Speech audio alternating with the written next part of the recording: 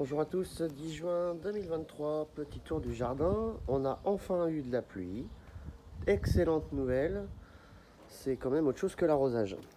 Faut quand même pas se le mentir. L'arrosage, même avec un puits, une source ou avec de la collecte d'eau de toiture, c'est quand même pas pareil. Donc là, c'est quand même assez fulgurant en 3-4 jours là. Faut voir comment ça a poussé. Tout a grandi à une vitesse incroyable. Les poivrons ont doublé de volume, les tomates sont en train de se former. Et c'est reverdit de partout. On a même une petite tomate qui commence déjà à être rouge. Une petite précoce de Quimper. Ça c'est de la belle variété, ça c'est résistant, c'est précoce, comme son nom l'indique. C'est super agréable. Donc là, petit poivron, c'est pareil, ça se développe, ça se développe. Les salades, on n'en parle pas. La récolte va être bonne. Et donc tout le monde est content. Les concombres, c'est pareil au fond. On va aller les voir. Les haricots que j'avais montrés il y a 3 jours, ça s'est super bien développé.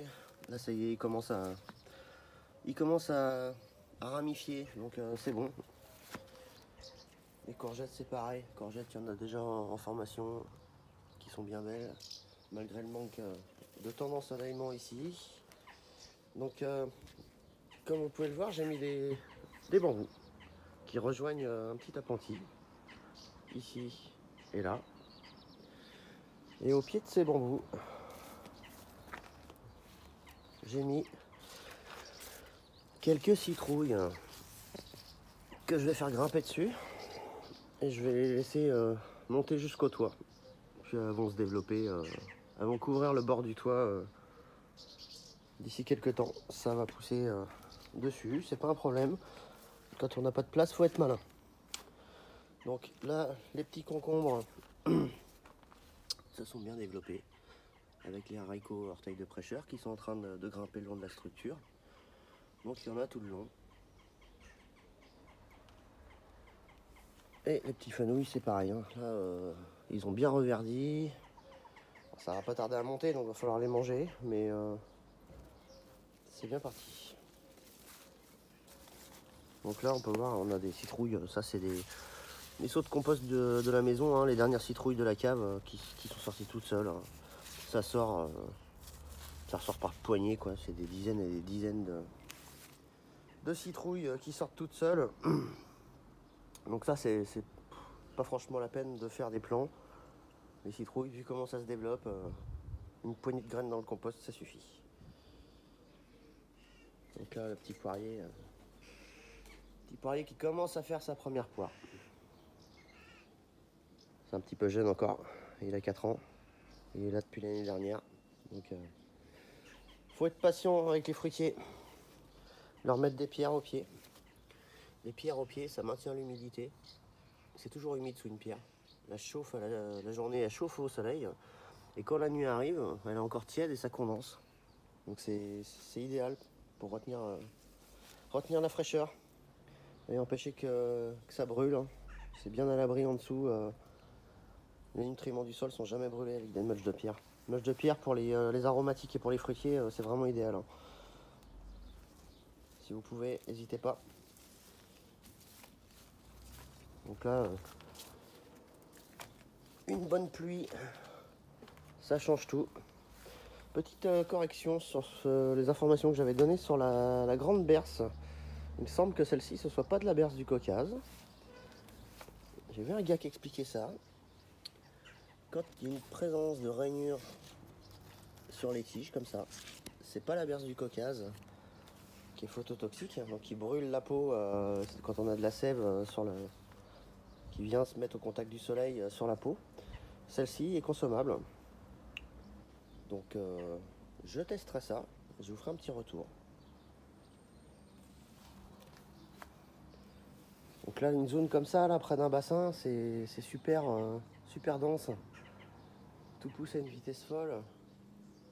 Les petits bassins qu'on voit plus, quoi. Et c'est pas plus mal parce que ça évite le développement d'algues. Bon là, il a plusieurs années, celui-là. Il a moins 8 ans, hein, facile. Donc la végétation est vraiment bien implantée autour. Ça le protège énormément, du coup ça limite l'évaporation. Et l'eau est vraiment très belle, hein. Il y a quelques lentilles en surface, en dessous c'est super beau quoi.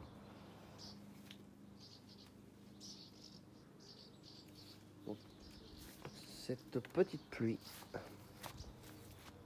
c'est un cadeau du ciel.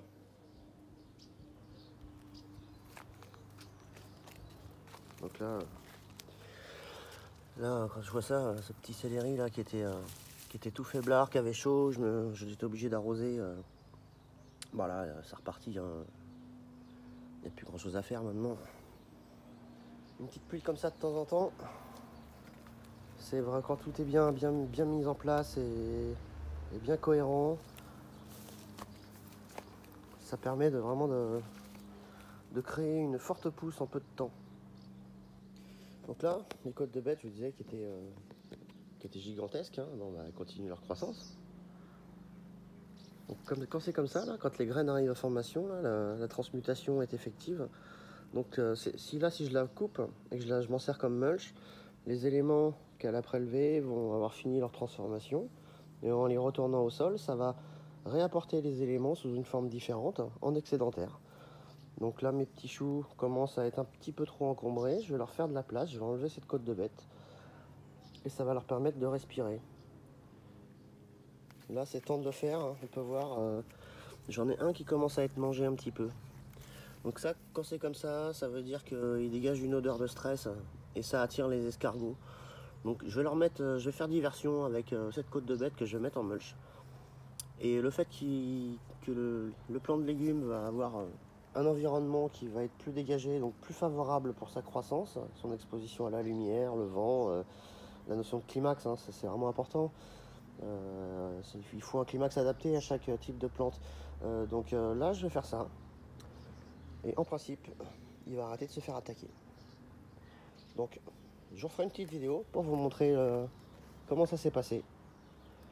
En tout cas, bah, quand je vois ça, et qu'on est qu'au début juin, je me dis que c'est bien parti.